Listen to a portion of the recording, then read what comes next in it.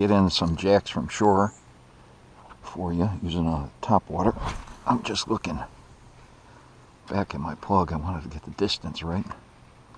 And I'm watching this wake coming along the wall. Let's see if we get a reaction right about now.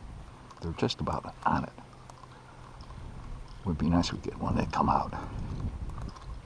Actually, I should have been a little closer to the wall. Might have missed that guy, can't tell. He might have passed up. Oh, there's another group coming.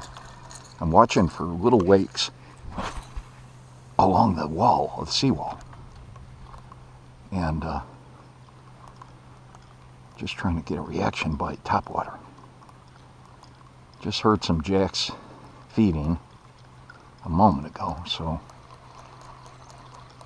Oh, there's another group coming. Oh, there we go. Look at this. There we go. How's that? It chased it. That's what we're looking for. That was chasing it. Listen to that drag. This is a little difficult. This is on JK9303 on YouTube, but you need permission from the owners. I want to say that. I know a lot of people around here because I fish around the boat a lot. Talk to a lot of people, but you definitely need someone's permission if you're fishing from their property. But it makes it's interesting. It makes life difficult though from shore, and I do this quite frequently. I'm accustomed to handling some of these jacks. Let's see how I do on this one. I may have to cross over that bougainville, which is a pointy thing like a rose bush, with the rod. We'll see if I can control this guy. And he's heading towards the dock now. He may not be that big. He's thumping a little bit. He's not making these big, powerful runs, but he's fun. You know, there are days I take the boat out and can't do what I'm doing here. So, you know, you spend a day out there and nothing happens. Okay, let's see. I put the heat on this guy a little. He's just he's shaking his head. I'd feel it. I'd see him slightly. So he's not that big. He may be.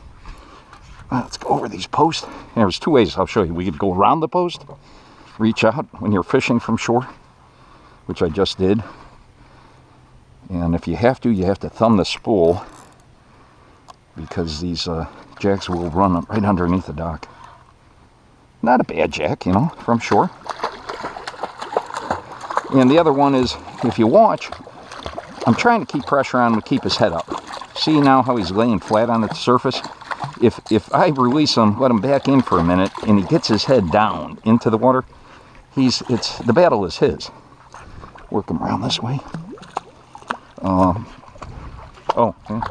It's a little. Gonna have to go back. Here's another one. Gonna cross all these posts again because either I lay on my belly and it's a little low tide, but I have to be able to reach my boca grips. There we go.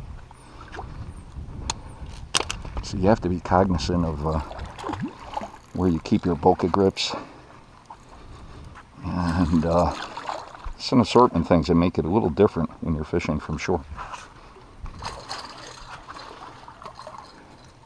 On some real big fish, I've opened the bail on a rod when I'm doing this, because I've had them get away from me.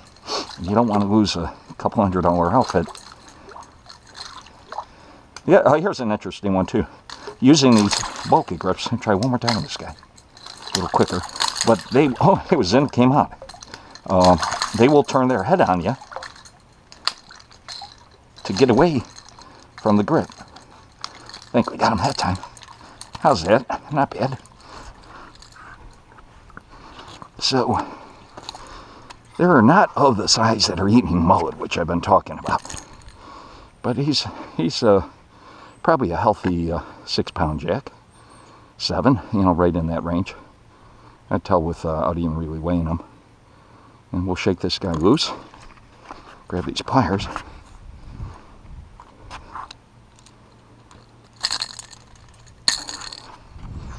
Yeah, we can take a glance here. Huh. Actually, not bad. He's at more in the 8-pound range. It's right at about an 8-pound jack.